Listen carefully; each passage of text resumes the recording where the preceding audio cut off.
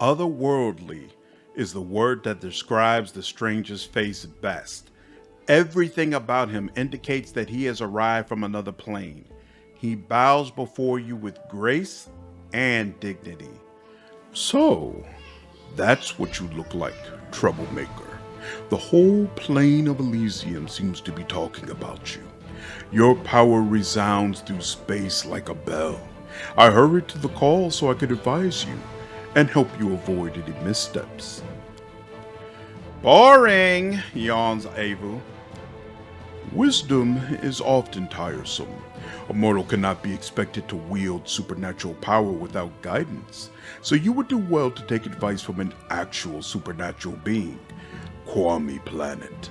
You may call me Early Sunset.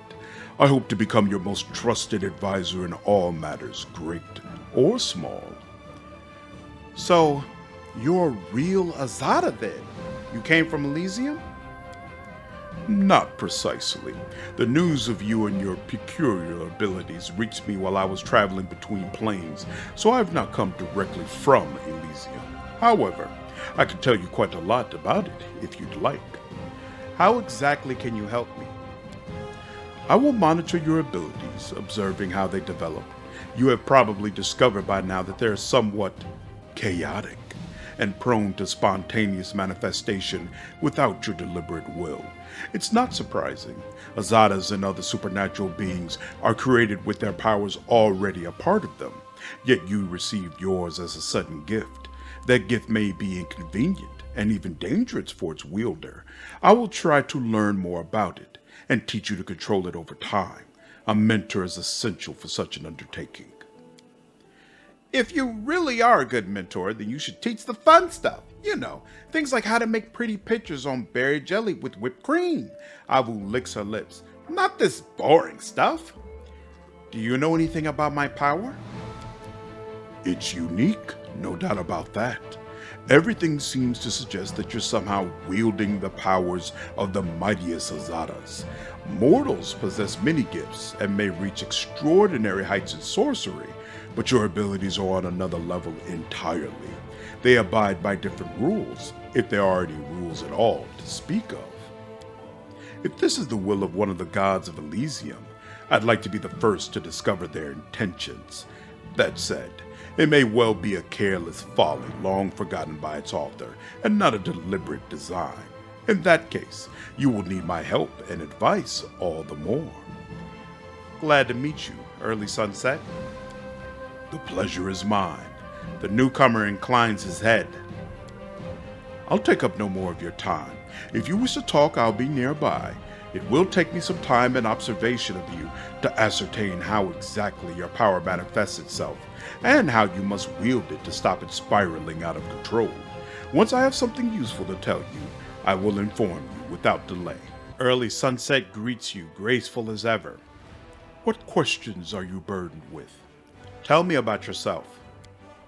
By mortal standards, I am very, very old, so telling you about myself would take an unreasonably long time. Early Sunset closes his shimmering eyes for a moment. Many of the creatures you call supernatural emerge from the reborn souls of mortals. I am not one of them. I was shaped from a fragment of my home plane as an embodiment of its principles. An eternity has passed since then, during which I've seen the incredible and witnessed the unbelievable. Gods battling one another, demon lords rising and falling, centuries-long disputes over the fate of a single soul brought before Pharasma's judgment. Yet despite the breadth of my experience, there are still things in this world that can surprise me. Like you, for instance. Tell me about the gods and things that have happened on other planes. You must have witnessed many great events. Oh, I know a story that you should find engaging. It's not directly related to your current events, but it is still quite instructive.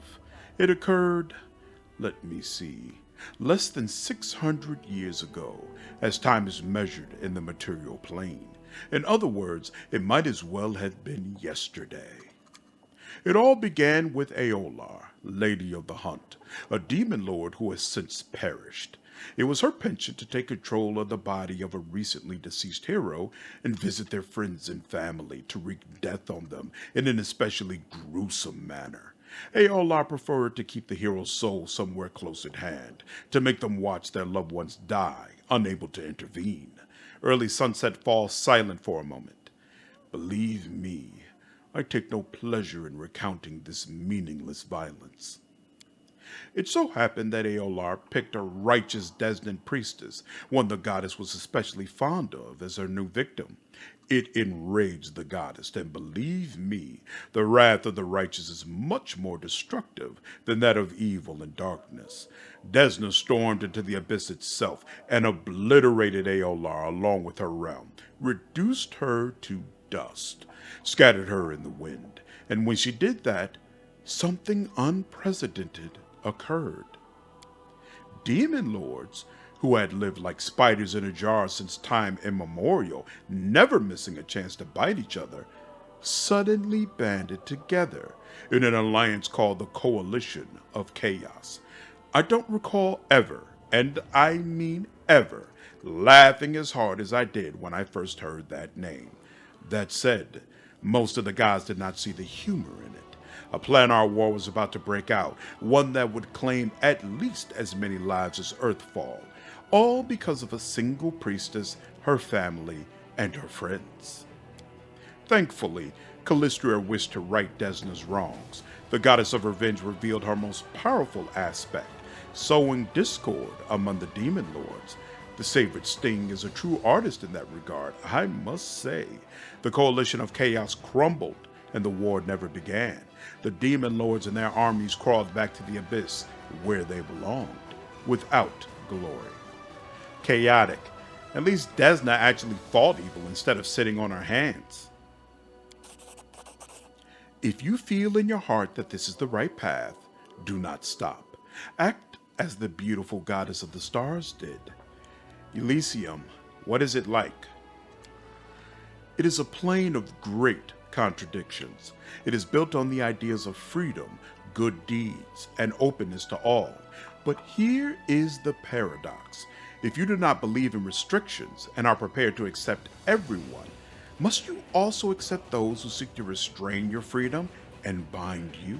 If you are good and enjoy liberty, must you put up with those who are evil and who thirst for power? Will banishing them be considered a restriction of their freedom? So many questions. So chaotic is that plane that its separate parts contrast sharply with the whole. Vengeful Callistria and Gorm, the embodiment of endless and meaningless war, rule over Elysium alongside the carefree Desna and the adventurer god Caden Kalian. I must say that the one thing Elysium cannot abide is order, but it wouldn't be quite true. It is more that order avoids Elysium at all cost. How is your study of my power progressing? Not quite as quickly as I'd like. Still, I can already tell that the key to controlling your power lies in self-control, believe it or not. You're driven by emotion. It may bring visions of Elysium upon you, or it may turn the rock you stand upon into a garden. So far, these manifestations of power have been harmless, but someday you might transform a fortress wall standing between you and an enemy army into a curtain of flowering vines. That's why you cannot simply let things run their course. Be cautious and prudent when making decisions. I'll be there for you. I will intervene and advise you if the choice you are about to make is potentially dangerous. Why did you decide to help me in the first place? Someone had to, says Early Sunset, his voice heavy with meaning. Anyone who wields that kind of power, especially a power heretofore unknown that shifts the balance in the world wound, cannot be left unattended. As much as I'd like to avoid odious comparisons to a moth drawn to a flame, it is true, in a sense. I have been drawn to your light, so here I am. I have to go. Farewell, and remember that I'm here to help.